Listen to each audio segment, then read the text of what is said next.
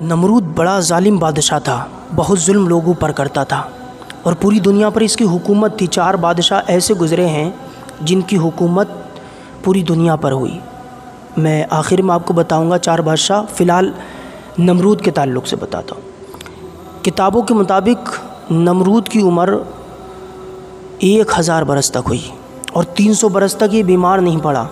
جب 300 برس تک بیمار نہیں پڑا نا، تو اس کے بہکنے میں ایک وجہ یہ بھی تھی، حکمت یہ بھی تھی کہ یہ اپنے آپ کو خدا کہلوانے لگا۔ جب یہ 300 برس تک بیمار نہیں ہوا، اس نے کہا میں ہی خدا ہوں معاذ اللہ۔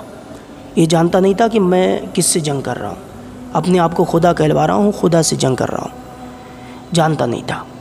لیکن وَتُعِزُّ مَن تَشَاءُ وَتُذِلُّ مَن تَشَاءُ، اللہ جسے چاہتا ہے عزت دیتا، اللہ جسے چاہتا ہے ذلت دے دیتا۔ آپ نے دیکھا نہیں کہ جو 7 تالوں میں بند ہوتے ہیں پھر بھی وہ ذلیل ہو جاتے ہیں، اور جو 7 تالوں میں بند ہو جاتے ہیں پھر بھی وہ بہت مشہور ہو جاتے ہیں، بہت عزت ان کو ملتی۔ آپ نے نہیں دیکھا؟ اور آپ نے دیکھا ہوگا بڑے بڑے بادشاہ جن کی عزت کی کمی نہیں تھی، آخر میں وہ ذلیل ہو گئے، اور آپ نے دیکھا ہوگا پہلے بہت ذلیل ہوئے، بعد میں اللہ تعالیٰ نے انہیں عزت بخشی۔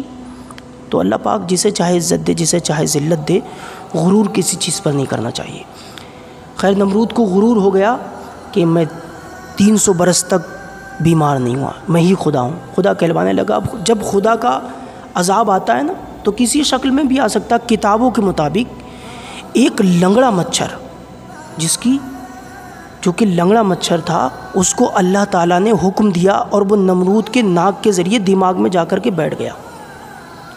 اب جب دماغ میں جا کر کے بیٹھا، جب وہ چلتا تھا مچھر، اس کو کاٹتا تھا، تو اس کے بہت زیادہ درد میں ہر وقت جو ہے مبتلا رہتا تھا، یہ ہر وقت مبتلا رہتا تھا، پریشان تھا۔ نہ جانے کتنے حکیموں کو دکھایا، کتنے ڈاکٹروں کو دکھایا، لیکن یہ صحیح ہونے پہ نہیں آیا۔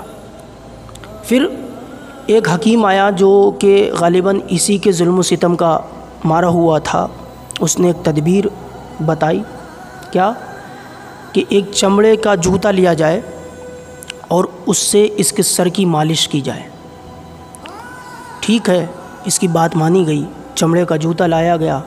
اس نے حکم دیا اپنے وزیروں کو، سپاہیوں کو کہ جاؤ چمڑے کا جوتا تلاش کرو۔ جوتا تلاش کیا گیا، اس کے سر پر مالش کی جاتی اور مارا جاتا تھا۔ دیکھو، اللہ تعالیٰ جسے چاہتا ہے عزت دیتا ہے، جسے چاہتا ہے ذلت دیتا ہے۔ اسے مارا جاتا تھا جوتے سے۔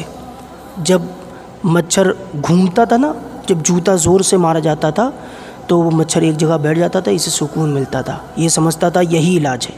ہاں، یہی علاج تھا اس کا، یہی علاج تھا، کیونکہ اس نے خدا سے جنگ کی، اس نے اللہ تعالیٰ سے جنگ کی۔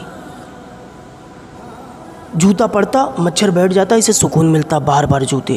اسی طرح کتابوں کے مطابق، روایت کے مطابق اس کے اتنے جوتے مارے گئے، اتنے جوتے مارے گئے، اتنے جوتے مارے گئے کہ اس کا سر میں سے بھیجا باہر کو آ گیا، سر پھٹ گیا۔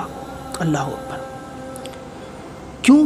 اس لیے کہ اس نے جنگ کی خدا سے، اور لوگوں پر نہ جانے کتنے ظلم کیے، کتنے ظلم کیے۔ یہ جانتا نہیں تھا ساری زندگی کی ڈوریں اللہ کے ہاتھ میں۔ 4 بادشاہ ایسے گزرے جن کی حکومت پوری دنیا پر رہی، ان میں سے 2 مسلمان اور 2 غیر مسلم۔